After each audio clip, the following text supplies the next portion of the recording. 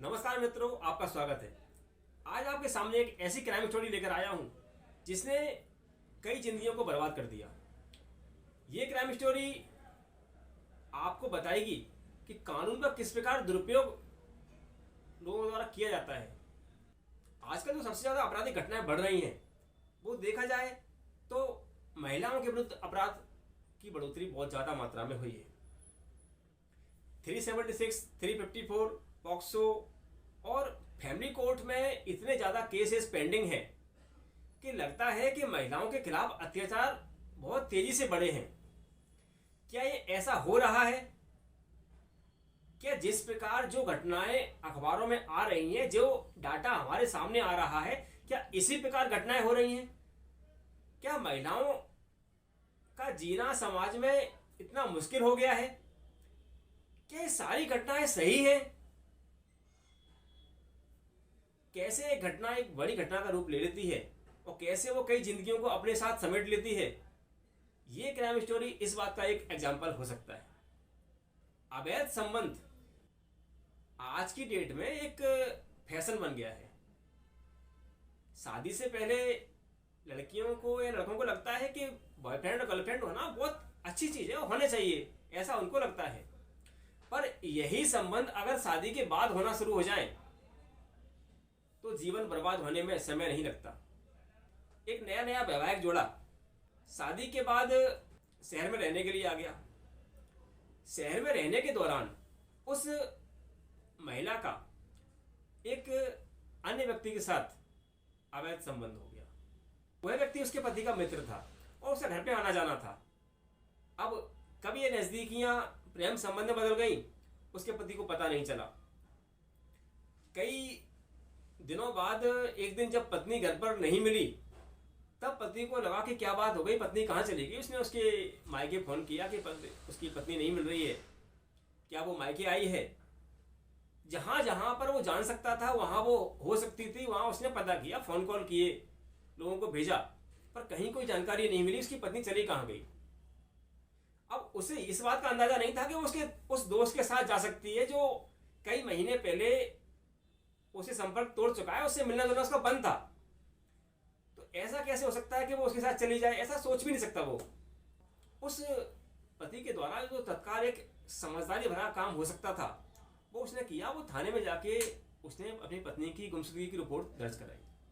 मैं तो आपको चीज बता दूं, अगर कोई व्यक्ति कहीं गुम हो जाता है, वो नहीं मिलता है, तो उसकी गुमशुदगी की रिपोर्ट उसके गुमशुद होने से 24 घंटे के बाद ही दर्ज की जाएगी। ये पुलिस थाने का अपना सिस्टम है। लेकिन अगर जो व्यक्ति गुमशुदा है वो नाबालिग है तो तत्कालिक रूप से एफआईआर दर्ज की जाएगी और एफआईआर अपहरण की दर्ज की जाएगी। ये नियम है। उसकी जब गुमशुदगी की रिपोर्ट दर्ज कराई गई उसके बाद पुलिस ने अपने स्तर पर छानबीन की, मोबाइल लोकेशन चेक की, तो पता चला कि लड़की वहां से करीबन 100 किलोमीटर दूर उसकी मोबाइल लोकेशन मिल रही है। अब पुलिस जब ट्रेस करते हुए उसके घर पे पहुंची जहां वो रह रही थी, तो वो लड़की ने साफ साफ मना कर दिया कि मैं तो अब अलग रहती हूं और मैं उसके साथ नहीं रह सकती हूं। अब जब लड़के को ये चीज पता चली तो उसको भी काफी शौक लगा कि ये घटना कैसे और कब हो गई। किसी ने सलाह दी भाई पत्नी को वापस लाना है तो सेक्शन 9 का दावा फैमिली कोर्ट में लगा दो, ज्यादा अच्छा रहेगा। अब उसने सेक्शन 9 का दावा फैमिली कोर्ट में लगा दिया। मित्रों, सेक्शन 9 एक हिंदू विवाह अधिनियम की धारा 9 है जो ये कहती है कि अगर कोई पति या पत्नी बिना किसी कारण के अपने पति या पत्नी से अलग रह रहा है तो कोर्ट उसको आदेशित करेगी कि आके अपने संबंधों को पुनः चलाए और अपने कर्तव्यों का निर्वहन करे। इसके लिए फैमिली कोर्ट में सेक्शन 9 की पिटीशन लगाई जाती है। पति के द्वारा सेक्शन 9 की पिटीशन फाइल करने के बाद जब उस पर नोटिस तामील हुआ तो लड़की ने आने से इनकार कर दिया। अब जब 2-3 तारीखें इस तरह निकल गई और लड़की कोर्ट में आ नहीं रही थी तो पति को लगा कि कुछ और करना चाहिए, इससे तो काम नहीं बन रहा। सामाजिक रूप से काफी बदनामी हो रही थी। एक वकील मित्र जो उसके हाई कोर्ट में प्रैक्टिस करते थे उन्होंने सलाह दी कि अगर तुम हैबियस कॉर्पस लगाओ ज्यादा अच्छा रहेगा। मित्रों, हैबियस कॉर्पस क्या होती है मैं आपको पूर्व में बता चुका हूं। आर्टिकल 226, हमारे संविधान के आर्टिकल 226 में हैबेस कॉर्पस के संबंध में दिया गया है। ये एक रिट याचिका होती है जिसमें अगर कोई व्यक्ति किसी के अवैध निरोध में हो, किसी के अवैध कब्जे में हो, तो उसको वहां से छुड़वाने के लिए ये पिटीशन लगाई जाती है। इसमें कोर्ट आदेश कर सकता है पुलिस को या संबंधित अधिकारियों को कि उस व्यक्ति को उसके यहाँ से छुड़वाएं जहां पर वो अवैध निरोध में है। पुलिस के द्वारा तत्काल कार्रवाई की गई और उस लड़की को उसके घर से, जहां वो रह रही थी, उसके यहाँ से कोर्ट में बुला लिया गया। लड़की ने कोर्ट में आके साफ साफ इनकार कर दिया कि मैं तो अपने इस प्रेमी के साथ ही रहना चाहती हूँ, पति से मेरा कोई संबंध नहीं है। कोर्ट ने उससे पूछा कि पति के साथ ऐसी क्या समस्या है, तो कोई समस्या उसने नहीं बताई। बोला मुझे पति पसंद नहीं है, मुझे अपना ये प्रेमी पसंद है। अब क्योंकि हैबेस कॉर्पस में जिस कॉर्पस के बारे में बताया जा रहा था कि किसी अवैध निरोध में है, उसने इनकार कर दिया कि मैं किसी के अवैध निरोध में नहीं हूँ, अपनी मर्जी से रह रही हूँ। ये चीज कोर्ट के रिकॉर्ड पे आ गई और कोर्ट ने पिटीशन को डिस्पोज ऑफ कर दिया। अब पति कर भी क्या सकता था, वापस घर आ गया। इधर वो लड़की बढ़िया अपने प्रेमी के साथ एंजॉय लाइफ का कर रही थी। कुछ महीने बीत गए। कुछ महीने बाद उस प्रेमी का उस महिला से मन भर गया। एक दिन किसी बात पर झगड़ा हुआ और उस प्रेमी ने महिला को लाके उसके मायके के बाहर छोड़ दिया। अब लड़की मायके आ गई। अब पिता तो पता ही होता है, सामाजिक बुराइयां, अपमान काफी सुनने को उसको भी मिला था, पर बच्ची को घर के बाहर कैसे छोड़ देता। उसने उसे शरण दी, पर उसे लगा कि मेरी बेटी के साथ तो अत्याचार हो गया। किसी समझदार व्यक्ति ने सलाह दी कि आप इसकी शिकायत थाने में कर दीजिए। लड़की गई और थाने में जाके एक 376 की कंप्लेंट उस प्रेमी के खिलाफ दर्ज करा दी। तो जैसे कि सुप्रीम कोर्ट के आदेश हैं, तत्काल एफआईआर दर्ज की गई। एक पुलिस की टीम तत्काल उस बंदे को अरेस्ट करने के लिए निकल गई। अब कहीं ना कहीं उसको भी खबर लग गई थी कि मेरे खिलाफ 376 की एफआईआर दर्ज की जा चुकी है। वो अपनी जगह से फरार हो गया। बहुत अच्छा बुद्धिमानी का काम किया उसने और प्रयास किया कि कानून का सही उपयोग कर सके, पर उसका दाव उल्टा पड़ गया। उसने अपनी एंटीसिपेटरी बेल तो लगाई, पर उसकी बेल ना तो ट्रायल कोर्ट, सेशन कोर्ट में अलाउ हुई और ना ही हाई कोर्ट में। एंटीसिपेटरी बेल हाई कोर्ट ने ये बोल के खारिज कर दी कि आपके साथ इसके संबंध तो हैं, तो आप एंटीसिपेटरी बेल लेने के हकदार तो नहीं बनते हैं। इसी बीच पुलिस ने उसको अरेस्ट कर लिया। पुलिस का अरेस्ट करने का सिंपल सा फार्मूला है, अगर आप उसके कब्जे में नहीं आओगे तो आपके किसी घरवाले को उठा लिया जाएगा, थाने बिठाना जाएगा। जब आपके माता या पिता या घर के परिजन थाने के चक्कर लगाएंगे तो आप अपने आप सरेंडर कर दोगे। ऐसी स्थिति बनी और ऐसे पुलिस ने उस लड़के को अरेस्ट कर लिया। 15 से 20 दिन जेल में रहने के बाद उसे बेल तो मिली, पर वो बेल भी उसको हाई कोर्ट से मिली और वो भी इस ग्राउंड पे मिली कि हैबियस कॉर्पस पिटीशन में लड़की ने बोला था कि मैं अपनी मर्जी से इसके साथ जा रही हूं। बेल मिल गई। अब मैटर ट्रायल के लिए आगे बढ़ रहा है। अब लड़के को यहाँ ऐसा लगा कि अब हैबियस कॉर्पस वाली पिटीशन के ऑर्डर के बेस पर मुझे बेल मिल सकती है, ये एफआईआर 376 की भी रिक्वेस्ट कराई जा सकती है। तो लड़का 482 सीआरपीसी के सेक्शन में एफआईआर क्वेश्चन के लिए आ गया। मित्रों, एफआईआर क्वेश्चन और 482 सेक्शन सीआरपीसी का क्या होता है, जो मैं आपको पहले बता चुका हूं। अगर आपको लगता है कि आपके खिलाफ की गई कोई एफआईआर गलत है और भ्रामक रूप से आपको फंसाने के लिए और कानून का दुरुपयोग करने के लिए वो कहानी बनाई गई है, तो आप हाई कोर्ट में 482 की पिटीशन लगाकर उस एफआईआर को केस करा सकते हैं और ट्रायल से बच सकते हैं। मित्रों, यहां पर एक चीज दूसरी हुई। हाई कोर्ट ने इसकी एफआईआर को खारिज करने से इनकार कर दिया। हाई कोर्ट का यह कहना था कि आपने एक्सेप्ट किया है कि आपके इस महिला के साथ संबंध रहे हैं और आप केवल इस बात से नहीं बच सकते कि हैबियस कॉर्पस पिटीशन में लड़की ने, इस महिला ने आपके साथ रहने की बात कही है। अगर इसने आपके साथ रहने की बात कही है तो वो तो अपनी एफआईआर में भी ये चीज कहती है कि आप उसके साथ रहे, आपने शादी का झांसा दिया, उसके परिवार से उसको अलग किया, उसे बहला के फुसला के उसके साथ अवैध संबंध बनाए और शादी का झांसा देके उसके साथ इस प्रकार की बलात्कार की घटना कारित की है। ऐसी कोई घटना जिसमें महिला की सहमति धोखा देके या किसी लालच देके की ली गई हो, वह सहमति के संबंध नहीं माने जा सकते, वो रेप की परिभाषा में आते हैं। हाई कोर्ट ने पिटीशन खारिज कर दी।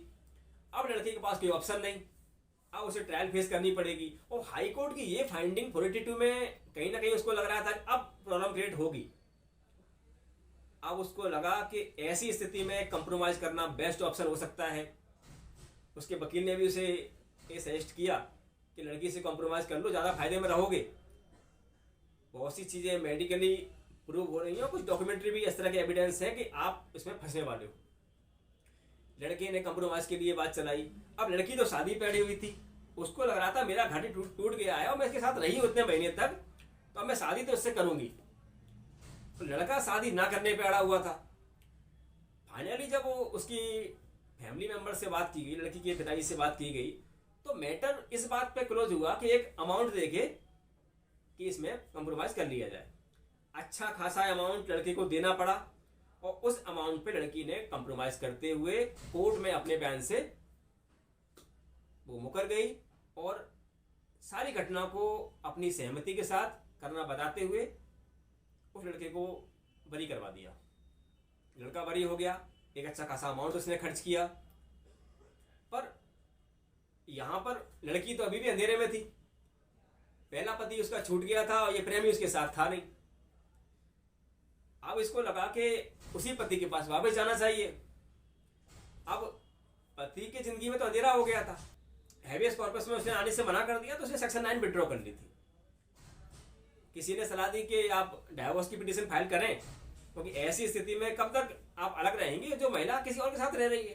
तो लड़की ने, उस पति ने सेक्शन 13 क्रूरल्टी के बेस पे अपनी पत्नी के अगेंस्ट डाइवोर्स पिटीशन फाइल की। मित्रों, हिंदू मैरिज एक्ट का सेक्शन 13 किसी पति को या पत्नी को अपने जीवन साथी से विवाह विच्छेद करने का अधिकार देता है। उसमें कुछ ग्राउंड दिए गए हैं। कई तरह के ग्राउंड्स में क्रूरल्टी या इस तरह की अवैध अनैतिक संबंध भी आते हैं जो मानसिक रूप से उस पति या पत्नी को पीड़ा दे रहे हों। तो लड़के का ग्राउंड बहुत अच्छा था और कहीं ना कहीं उसके साथ अन्याय हुआ था और इस ग्राउंड पे उसको डाइवोर्स मिलना भी चाहिए था। पिटीशन उसने लगा दी, पर कहीं ना कहीं कोर्ट का व्यू कुछ इस तरह का था और न्याय प्रक्रिया हमारी इस तरह की है कि समय बहुत लगता है। इसी बीच टाइम लग रहा था और उसे कोई रिलीफ नहीं मिल रही थी। इधर लड़की ने भी देखा कि फैमिली कोर्ट में केस चालू हो गए हैं, मुझे यहाँ इससे कंप्रोमाइज करके अच्छा खासा अमाउंट मिल गया है, अब मेरे पास तो इस पति के पास जाने के अलावा कोई ऑप्शन है नहीं। तो उसने भी एक 125 का मुकदमा अपने पति के खिलाफ रजिस्टर करा दिया। मित्रों, 125 सीआरपीसी का सेक्शन पत्नी को अपने पति से भरण पोषण लेने के लिए अधिकार देता है।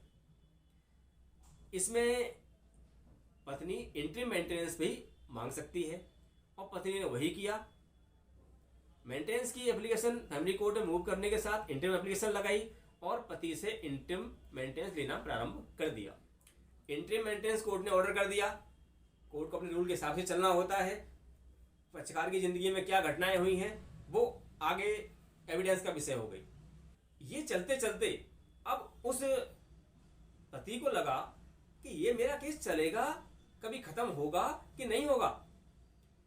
तो इसलिए 1-1.5 साल से मैं केस लड़ रहा हूं, डाइवोर्स मेरा हो नहीं रहा और मैं अकेली जिंदगी गुजार रहा हूं। कुछ रास्ता इसका और है कि नहीं। वकीलों से कंसल्ट किया तो ज्यादातर वकीलों ने बोला कि डाइवोर्स मिल तो जाएगा पर समय आपको लगेगा। अच्छा रास्ता है अगर आप अपनी पत्नी से कंप्रोमाइज कर लें। कंप्रोमाइज की बात की गई। अब पत्नी से जब कंप्रोमाइज की बात की तो उसने इतना ज्यादा परमानेंट एलिमनी मांगा कि लड़के को लगा यार ये तो अत्याचार है मेरे साथ, जितना ये अमाउंट मांग रही है इतना तो मैं कभी दे ही नहीं सकता। ऐसा कहीं ना कहीं लड़की को भी ये मालूम था कि इतना अमाउंट ये दे नहीं पाएगा, पर एक प्रेशर डेवलप करने के लिए एक बड़ा अमाउंट मांगा गया। कहीं ना कहीं वकीलों के द्वारा ये अमाउंट इस तरह बताया जाता है जो सामने वाले पे प्रेशर डाले। बार्गेनिंग हुई, एक ऐसा अमाउंट तय हुआ जो दोनों पक्षों ने स्वीकार कर लिया। जब दोनों पक्षों ने एक अमाउंट पे तय कर लिया कि हाँ इतने अमाउंट पे हम लोग ये डाइवोर्स कर सकते हैं, तो वो 13 की पिटीशन जो डाइवोर्स के लिए लड़के ने लगाई थी वो विड्रॉ की गई और 13B की पिटीशन फैमिली कोर्ट में फाइल की गई। मित्रों 13B क्या होता है?